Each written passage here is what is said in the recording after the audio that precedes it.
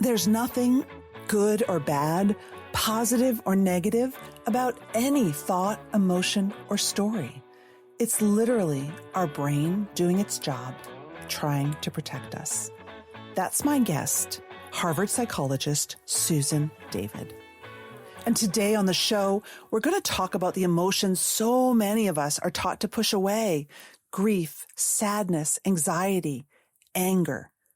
But Dr. David reminds us emotions are part of what makes us human, and they help us understand the world, make meaning, adapt, and protect ourselves. And listen, we all know when we try to push difficult feelings aside, they don't just disappear. They leak out in ways that hurt us and our relationships and really affect how we show up at work. I'm Maura Aarons-Mele, and this is The Anxious Achiever, the show that looks at the intersection of mental health and leadership and work. Susan David calls the skills we need to navigate our reality, emotional agility, the inner toolkit that helps us move through life's fragility with honesty and compassion and health, needed more than ever right now. We'll also hear from listener Jessie Litton, who shares how she refound her professional identity after experiencing a huge loss. Listen, it is truly difficult to experience grief and sadness and anxiety and anger. They never feel good.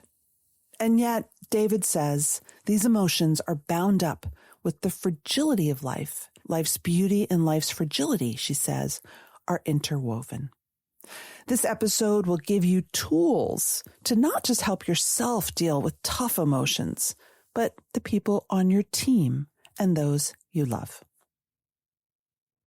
There is a narrative that talks to this about cancer, and I experienced this profoundly in my own life with my own parent who was diagnosed with terminal cancer when I was 15. And I recall going into his room one day after he had had guests who had basically come to say goodbye to him. And my dad was sobbing. And I remember saying to him, like, Daddy, you know, what's going on? What happened? And he said to me, they told me that the reason I am dying is because I do not have enough faith. And he had in his mind and through the messaging that he had received conflated this idea that somehow if you don't think positively and if you aren't positive and if you experience difficult emotions, that it is firstly, a demonstration of a lack of faith. And secondly, you know, what are we really messaging to people? We're really messaging that if they experience normal human emotions, and if something goes wrong in their lives, that they are accountable and responsible for their own deaths because they somehow weren't positive enough. The view that emotions are good or bad, positive or negative, is pervasive in our culture, bound into management theory, the idea that effective leadership is about being inspirational and being positive, leads people into an experience that I can only describe as unseeing, an unseeing of ourselves and an unseeing of others. In the most extreme version of it, we have my dad. In the less extreme version of it, we have someone who is going through change in their organization and who's worried about the change, concerned, and the leader says something like, well, you're either on the bus or you're off the bus. You know, you're either with us, you're against us. And what this does is it segments out the normal human experience in the service of forced false positivity. And the costs of this are to ourselves. This orientation is associated with high levels of burnout, lower levels of mental health and well-being. It is also associated with a lower capacity for the organization to do what it's trying to do, because collaboration holds hands with potential conflict. Innovation holds hands with potential failure. These difficult emotions come with experience. And where we also land up being in a world where we turn our back on others and other people's pain, and in truth, even the world. What are we so scared of? When avoiding negativity becomes a cultural obsession, what are we so scared of? The first is that these emotions are difficult. It is truly difficult to experience grief and sadness and anxiety and anger. It's tough to experience all of these emotions. And yet these emotions are bound up with the fragility of life. Life's beauty and life's fragility are interwoven. So recently had that experience of, you think you're in control, and then COVID comes and laughs in your face and says, haha, this illusion that you thought you had is an illusion. But I think there's something beyond that. I think that there are historical views around emotions that lead to emotions, especially these difficult emotions, being sidelined. If you think about a child who is struggling with algebra, that child will be able to go online and find any number of resources to help them with their algebra issue. They'll be able to watch Zoom classes and Khan Academy and do whatever it is they need in order to navigate that. And yet the same child who is feeling bullied, who's struggling with anxiety, who's feeling unseen in their classroom, there are pretty much no resources available at scale for that child. And that really speaks to a culture that has sidelined emotions, that sees emotions, even in our organizations, as being soft skills. And when we think about these soft skills, it's often described in a way that is derogatory, that, we've got to worry about the strategy and the logic. And then we need to kind of care about the soft skills. But really what we have is a context in which the normal human parts of ourselves are now either seen as good or bad, positive or negative. And it's rigid and it doesn't support our well-being or the capacity of our organizations. No, it's rigid, and it's also often gendered. I think I feel very bad for men often, because I think that a lot of these, quote, soft skills and emotion stuff are seen as the purview of women. And when I talk to men who are anxious by nature, they've been told their whole lives, well, why can't you just stop worrying? Which they hear as be a man. Well, when we look historically at the view of emotions, what you describe is the truth of how emotions have been seen in history. So if we think back, for example, to the Victorian times, what could easily be taught was maths and sciences. And education at the time was open to males. And what became seen as the other, the knitting, the sewing, the handicraft, and yes, emotions, became associated with femininity. Historically, you have a gendering that has happened around emotions, and this comes at real cost. Firstly, the example that I gave earlier, which is that emotions then are not seen as legitimate aspects of society that should be taught in schools and supported.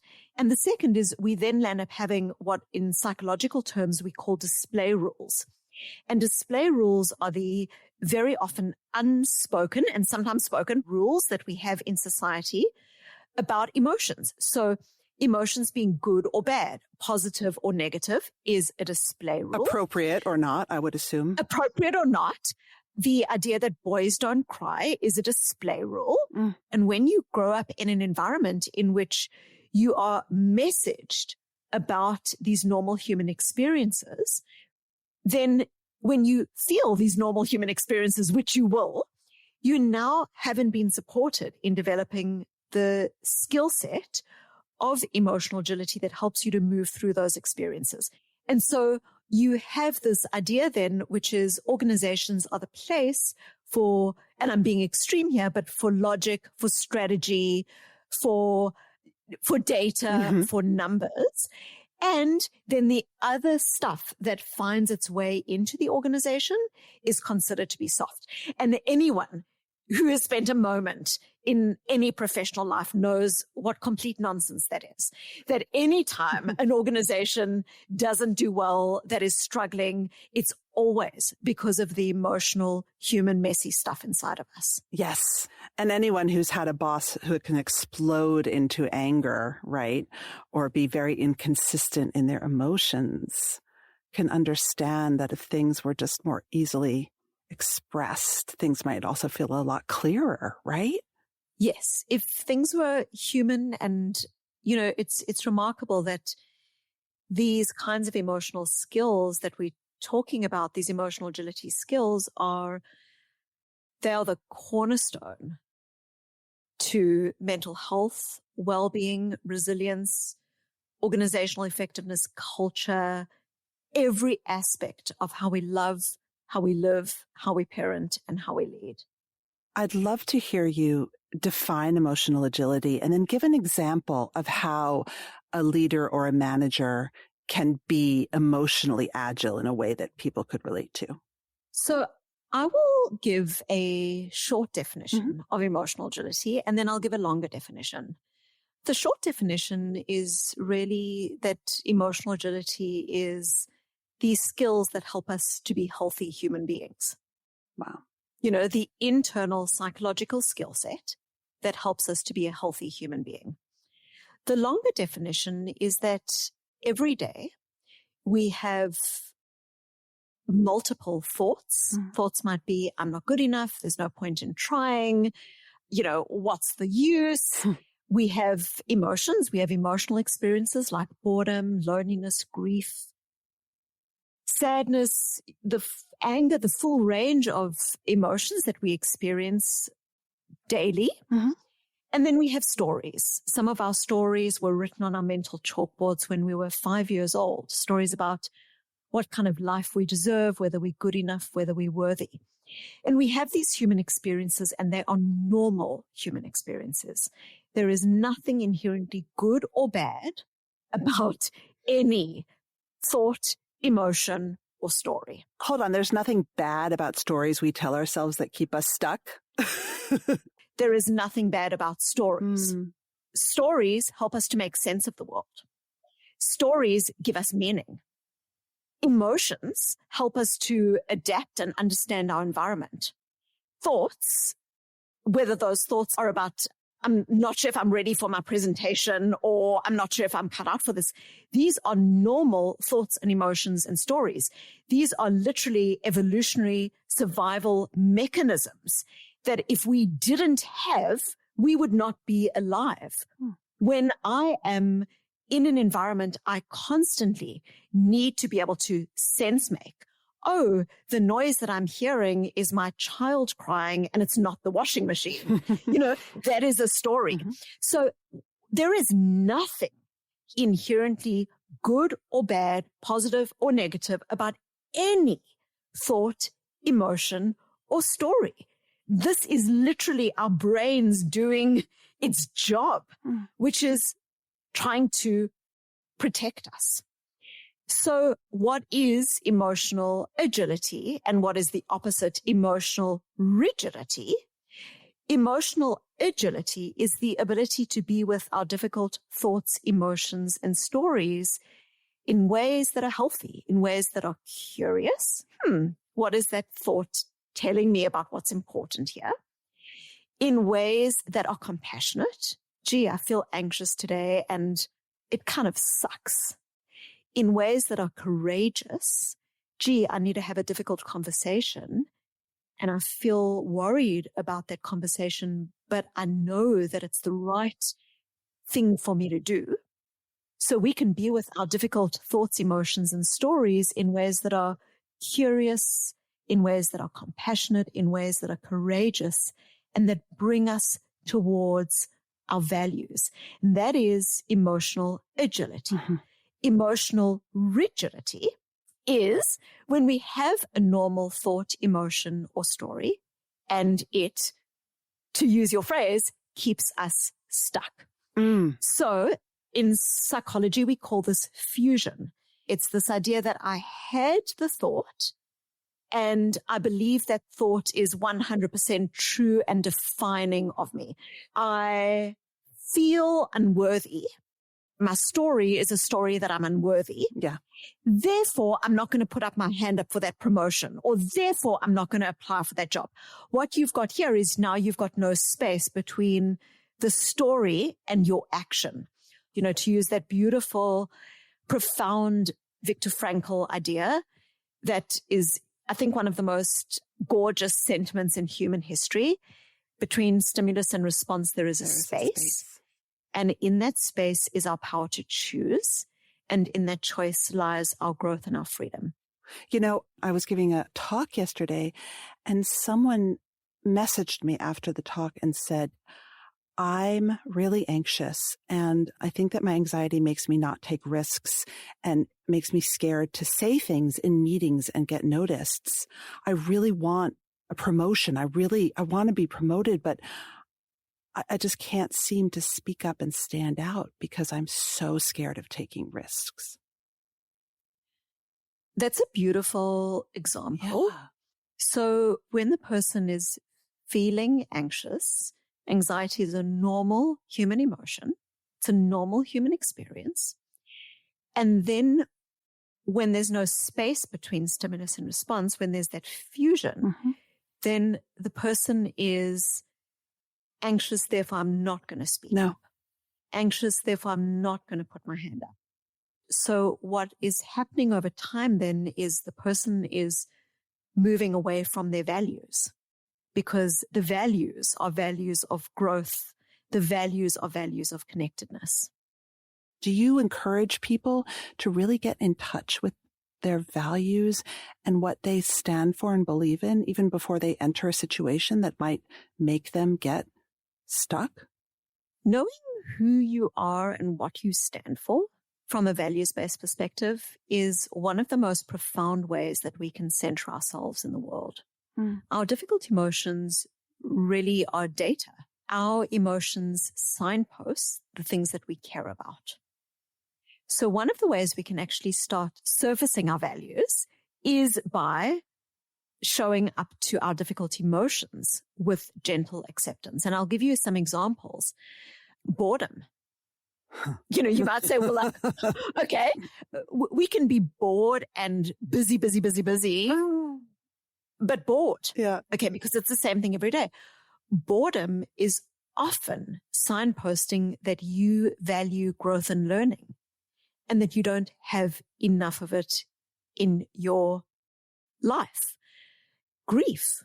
You know, grief is love. Grief is love looking for its home. Grief is signposting that you've had a relationship with a person that maybe is not in your life any longer, but is tugging you to remember the connection with that person, to make space for them in your world. Loneliness. We can be, you know, on Zoom call after Zoom call, we can be lonely in a household full of people. Loneliness is signposting needs for intimacy and connection. So a core part of my work is this idea that, yes, connecting with our values is crucial. And there's a huge amount of research in different areas showing that connecting with your values protects you from greater levels of burnout. It's crucial to mental health and well-being. It's just a foundational aspect of the way we move through a world in which we are constantly being told what to believe, who you should be, why you aren't good enough. You know, it was remarkable to me, Maura, that even during this pandemic that we've just been through, that you went on social media and you could not escape during that, you know, darkest period of quarantine. There would be multiple posts by people saying things like, well, you know, if you didn't use your time in quarantine to, you know, perfect sourdough bread baking. Those were horrifying. Or, you know, or dust off your screenplay, then it's not that you didn't have the time. It's that you lack the discipline.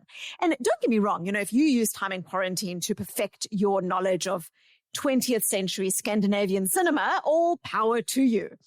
But we seem to live in a world that constantly invites us to unsee ourselves.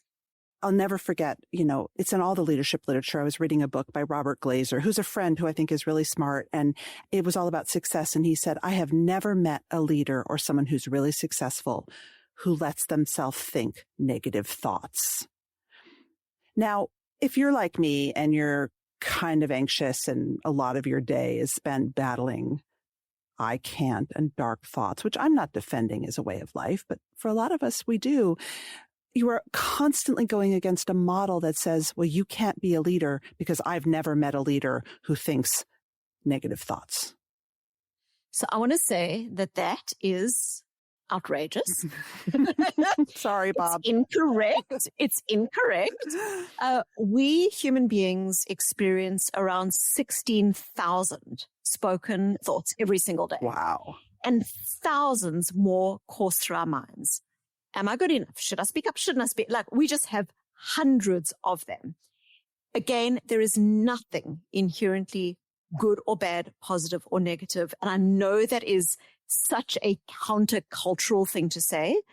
But number one, we know that these thoughts, emotions, stories help to position ourselves and understand ourselves and protect ourselves in the world. Secondly, as soon as we start having all of these messages that tell us what we can and cannot think, there are a number of things that happen. We know that when we experience difficult thoughts and we try to push them aside, I can't think that. I'm not allowed to feel that.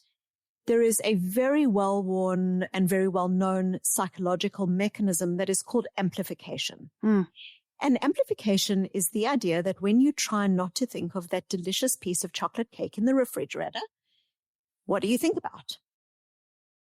You think about the cake. So I might think that I have this, I'm upset with my brother and I don't want to say anything. So I'm just going to push it aside. And then what I do, I go for family reunion and I find myself blurting out something to my brother.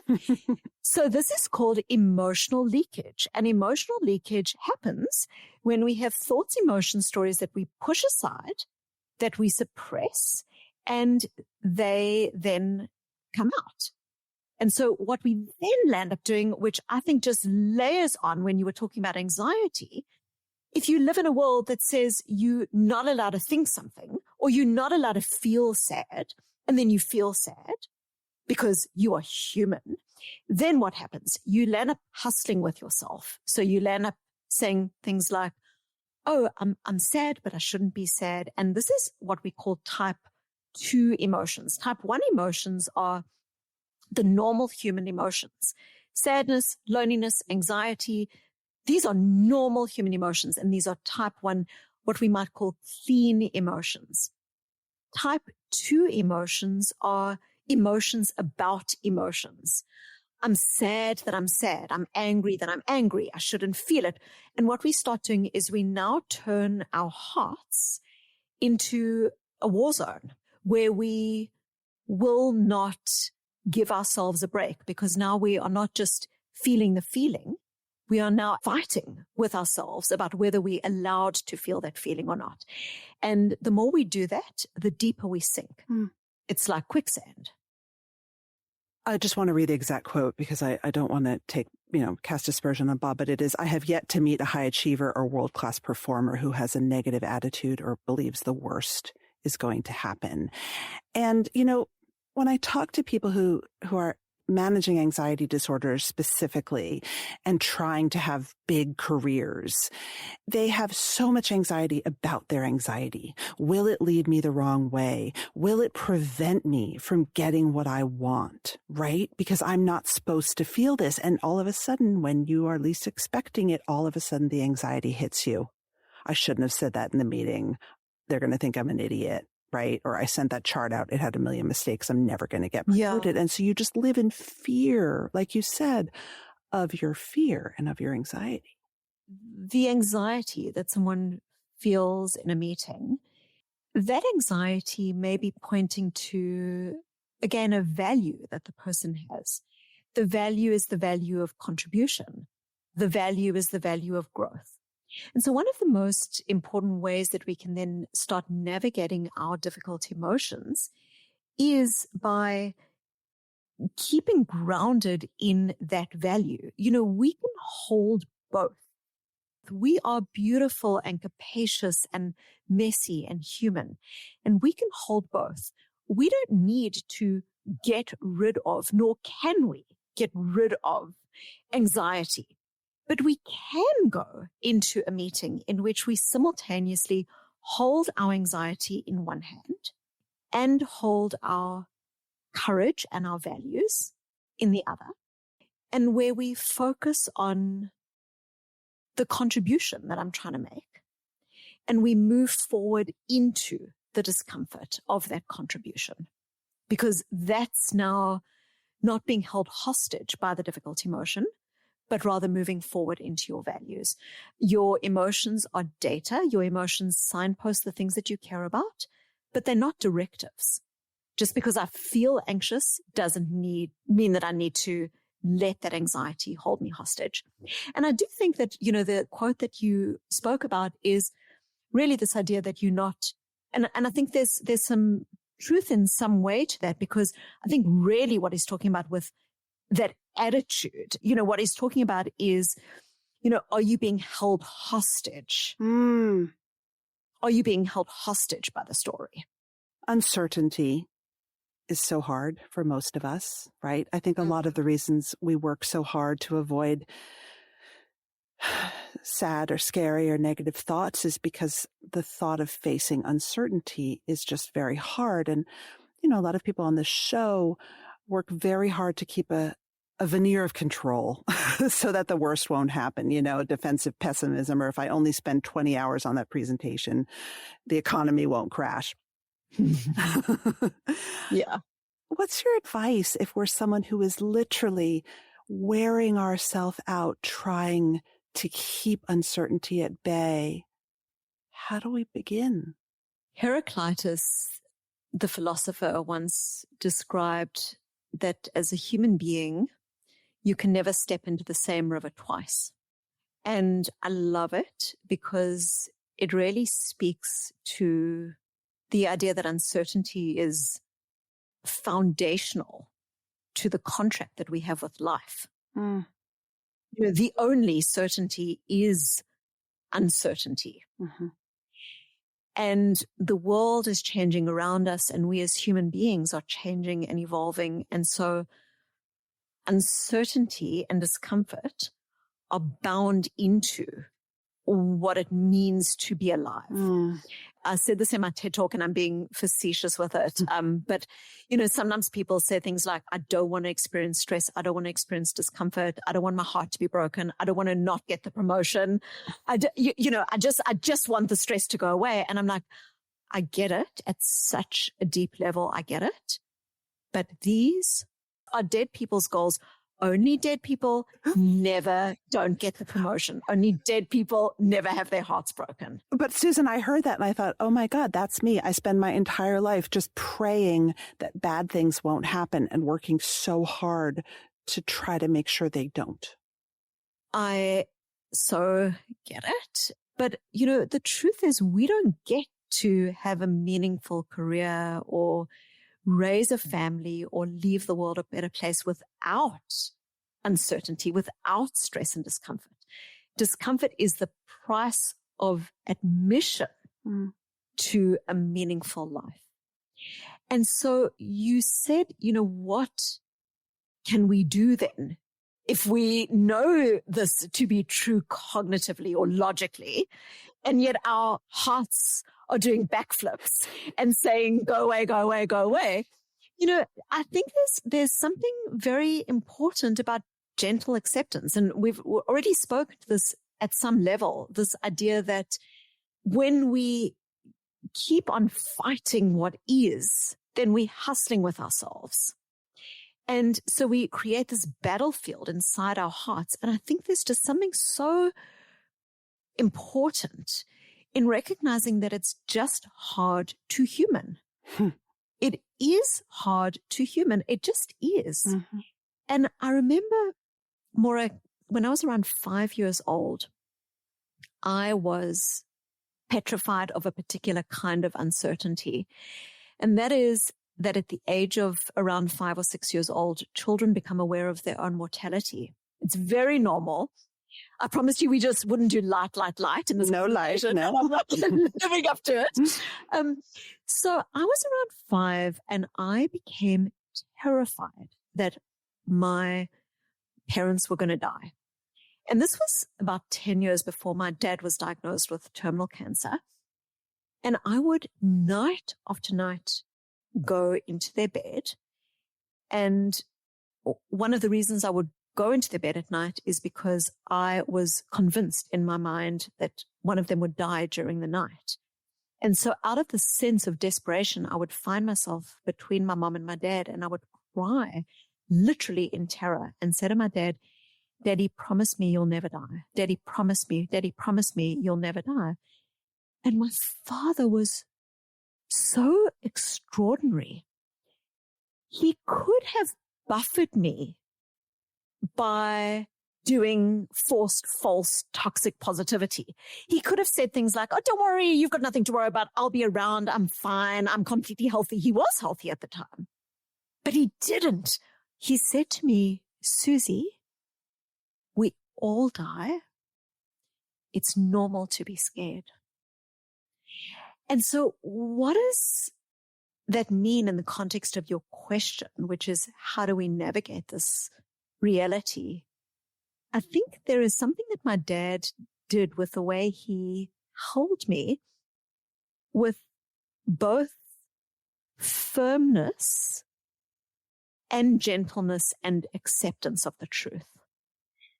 And so a really important way that I think we move through life is not by trying to control,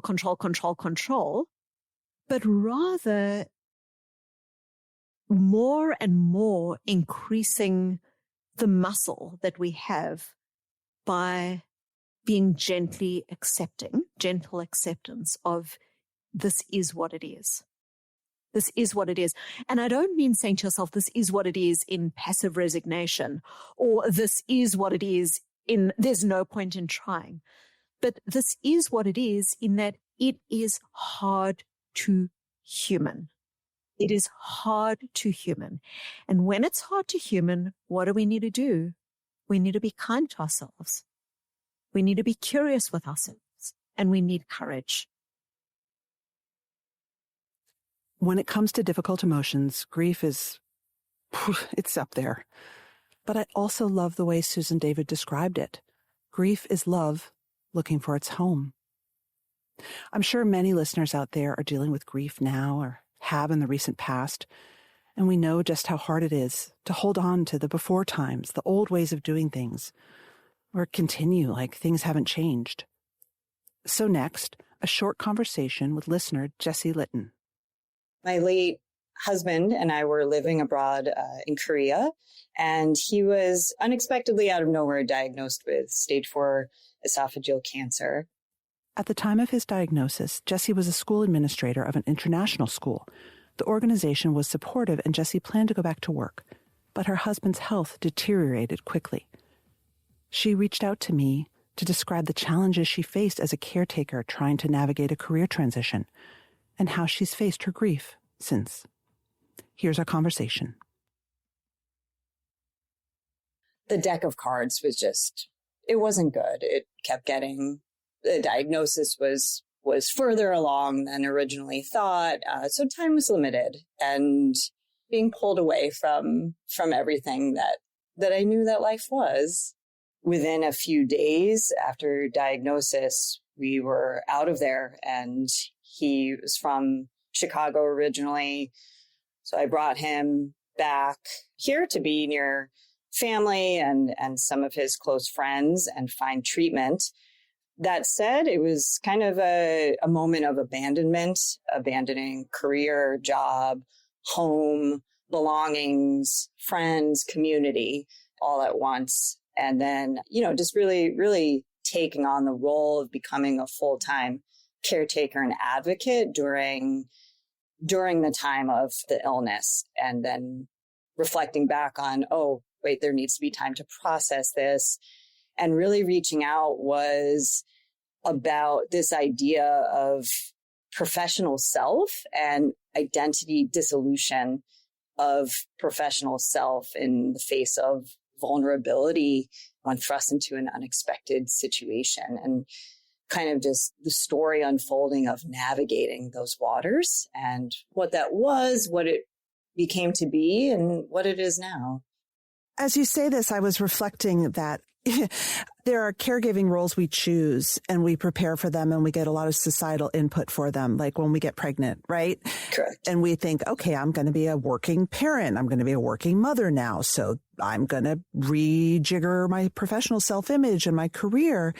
But when you become a caregiver like you did, like you didn't sign up for that. And it wasn't a happy thing, obviously. It wasn't something I would imagine that you had ever prepared for. Correct. Yeah, there was no, like you said, no preparation when in life, usually you're given those chances to prepare and have some idea of that and some sense of semblance of control over that. So this was one of those moments where control was just burst open and taken away, and figuring out how to regain that sense of control and structure in that way, in the context of that kind of situation. Ultimately, you feel powerless and like almost like a failure, because there's no control over something that's beyond your control, beyond doctor's control in a way too. And when you're stripped of all the parts of life that you're used to controlling, like that was the first time losing a job without me deciding to step away from it, in that kind of way. So where do you find control in things like logistics and managing this business, like time management, scheduling, and communications? Those became the types of responsibilities, and then retackling this image of self in the professional space. So you left your job in Korea and moved back to Chicago. Were you worried at that point about not having a job, or were you just so taken up with caregiving and worrying for your husband like it didn't really matter? It was part of it. It went to the back burner in a way too. I was taking on that role. It's like, oh, this is what I'm supposed to be doing.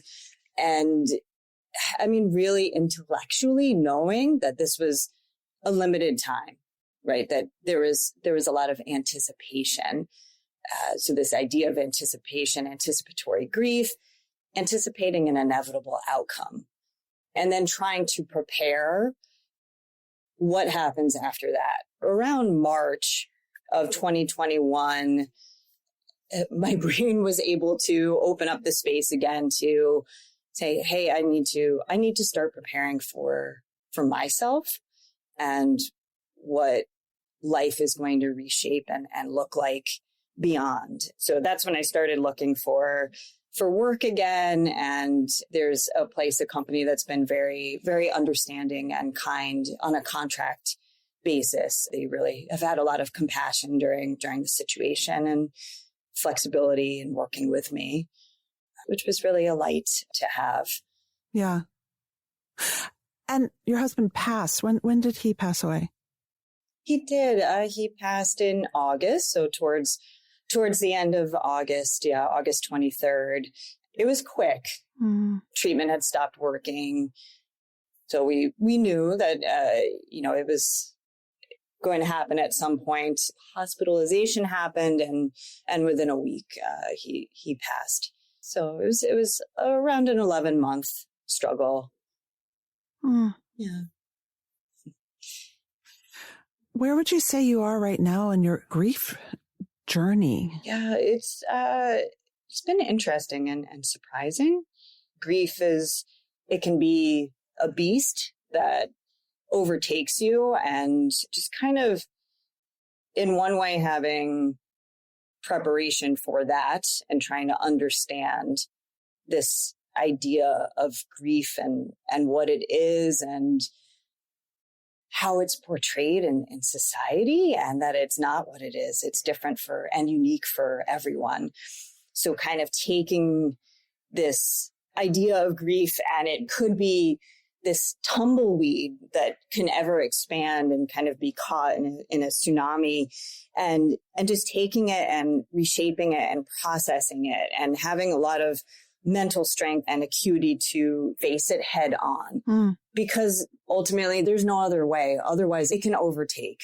And I quickly realized that grief can bring you to a dark side, and you can stay there and become bitter and angry, and if you don't pick yourself back up and accept help and love and what's out there from other people, then I don't know if I'd be in the place that I am now, which is feeling okay. And it was quicker than I definitely anticipated and thought it would be. Yeah. And understanding too that grief can be a part of you, but it doesn't have to own you and take over. So you're looking for full-time work. I'm curious. I mean, I hate to focus on work here in the midst of so many much more important stuff, but these are the things that I feel like we never talk about, right? Like, when did you start thinking again, oh gosh, I need to think about that professional self, and I want to find full-time work? I mean, when did all that kick in, and how is it feeling right now? Yeah, absolutely. No, great question. I'd love to talk about that. Even from the beginning, it felt like it was so many layers of loss on top of each other. And part of me felt guilty about this professional self, that part of my identity, right? And felt like I had to let go of that for a period of time because the focus was so much on other pieces of the scenario. So around March of 2021, started re-engaging with the job search and what does that look like, and really reshaping what it was that I was looking for and what I wanted, and moving out of the space of an educational institution, and what does that transition look like as well. But then coupled with that, encountering this idea of what, in the context of what I was navigating at the time, where it meant I couldn't leave because of being a caretaker. Right. So I couldn't be somewhere full-time days. So it meant limiting the search to remote possibilities, maybe light hybrid. Those were tricky conversations to navigate. And, how much do you bring up with hiring managers, with recruiters? How much do you not say? So it really begged the question of, what does this look like, and what are solutions for that, for company culture, for hiring managers, for those kinds of conversations to happen? What did you say? I mean, did you bring it up? It did. It changed over time. One anecdotal piece here, there was one interview I had, and the interviewer, the job description was remote, and it was going well, the interview. And then it was brought up, oh, we changed our mind. It's actually in person. And my jaw dropped because I said, I can't. And then I felt lock-lipped. I didn't want to say why, because I felt so vulnerable, like that would ruin everything. And I think the interviewer stepped away thinking that I just wanted to be remote, and that was it. And there wasn't a particular reason. So that was one experience. And I'm thankful for that experience because it helped me navigate these conversations and figure it out. At one point, I even went to a meetup group just to have small talk, to re-engage with small talk and bring up these different points. Okay, let me try and say, this is why I'm in Chicago. Oh, let me see where this conversation goes. How do people ask questions? What are they going to ask me? And then it helped me prepare more for these. I've encountered some exploratory conversations, which help bring up talking about it in more of a natural standpoint and finding connections with people, and there's empathy and compassion that's brought up. Sometimes it doesn't have to be, it's just kind of circumstantial in that way. And it's made me really think about what places can do as well. To your point, something you said about, when you make the choice when maybe you are going on maternity leave, right? And you're already anchored in a job. There's language for that. But what does it look like when there's not that language? What should employers know? What should they know? Yeah, sometimes, so looking through copious amounts of job descriptions, typically there's a section, below the actual description, what different qualifiers are for employee benefits and offers, right? Sometimes these pieces to lure you in. Sometimes it's highlighted very specifically that there's childcare and elder care offerings, right? And when there's a job, there's FMLA, so that's understood as well. But maybe a generalization for terms to also include caretaker in there. Right? And then that expands that conversation to inclusivity as well and company culture, understanding that there's different kinds of situations that everyone has. Researching government assistance programs, there's a lot that's Medicaid based. There's a lot out there for vets. Or again, very specific language to elder care as the umbrella term for caretaker, and then suggestions for FMLA, which is also understood if you're anchored in a job already. Right. So how does that expansion happen to different caretaker situations? Because everyone's situation is unique. Something else I thought about, open up the space for storytelling during interviews so potential candidates can bring their authentic selves into light. So the idea of blending this personal and professional self, and this is life, and something, right? And definitely, during the past 2 years too, I think there's been a lot of exposure for people as well in this kind of vulnerable space, and the employer kind of understanding and melding these worlds as well. So how do employers continue that? Changing interview styles as well to transition more to conversational spaces as opposed to dead stop Q&A can also be something. I mean, I guess one question that just popped up also is, do you feel like you want to put on your resume during this period that you were a caretaker, like you left your job, you didn't get laid off, like you're consulting because that was the best option.